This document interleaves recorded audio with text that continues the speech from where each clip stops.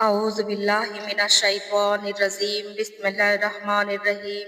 అనంత కరుణామయుడు, అపార కృపాశీలుడు అయిన అల్లాహ్ పేరుతో ప్రారంభిస్తున్నాను. అస్సలాము అలైకుం వరహ్మతుల్లాహి వబరకాతుహు. ఈ రోజు మన హదీస్ యూనుస్ అలైహిస్సలాం గురించి క్లుప్తంగా.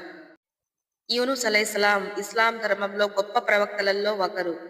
ఆయనను దూన్ నూన్ చేపలో ఉన్నవారు అని కూడా పిలుస్తారు. అల్లాహ్ సుబ్హానహు వ తఆలా ఆయన్ని నీనెవే అనే పట్టణ ప్రజలకు ప్రవక్తగా పంపారు. నీనెవే ప్రజలు షిర్కు బాగా అలవాటు పడిపోయారు.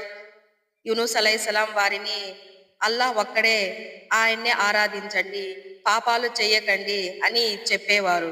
కానీ ఆ ప్రజలు వినలేదు. పైగా యూనుస్ అలైహిస్సలాంకి ఎగతాళి చేసేవారు.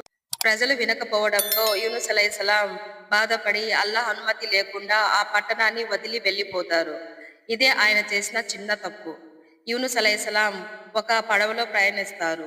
సముద్రంలో భారీ వర్షం రావడం వలన, అంటే తుఫాన్ రావడం వలన పడవ తేలిక అవ్వడానికి పడవలో ప్రయాణించే వారు లాటరీ వేస్తారు. ఆ లాటరీలో 3 సార్లు యూనుస్ అలైహిస్సలాం గారి పేరు వస్తుంది. అప్పుడు ఆయన సముద్రంలో దూకుతారు. అల్లాహ్ ఆజ్ఞతో ఒక పెద్ద చేప యూనుస్ అలైహిస్సలాంని మింగుతుంది. ఆ చేప కడుపులో చీకటి, ఒంటరితనం, బాధ అనుభవిస్తూనే యూనుస్ అలైహిస్సలాం గారు అల్లాహ్ను మరవలేదు. చేప కడుపులో యూనుస్ అలైహిస్సలాం గారు ఈ దువా చేసేవారు. లా ఇలాహా ఇల్లా అంత సుబ్హానక ఇన్నీ కున్తు మినజ్ జాలిమీన్. ఓ అల్లాహ్, నీవు తప్ప ఎవరు ఆరాధ్య దేవుడు లేరు, నీవు పవిత్రుడివి, నేను తప్పు చేసిన వాడిని. అల్లాహ్ సుబ్హానహు వ తఆలా ఈ దువాకు చాలా ఇష్టపడతారు. అల్లాహ్ ఆయనను దువా స్వీకరిస్తారు. చేప ఆయనను సముద్ర తీరానికి వదిలివేస్తుంది.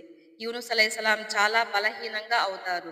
అల్లాహ్ సుబ్హానహు వ తఆలా అతనిని ఒక చెట్టు, అంటే గుమ్మడి చెట్టు మొక్క పెంచి నీడ, ఆహారం, ఆరోగ్యం ఇస్తారు. సుబ్హానల్లాహ్.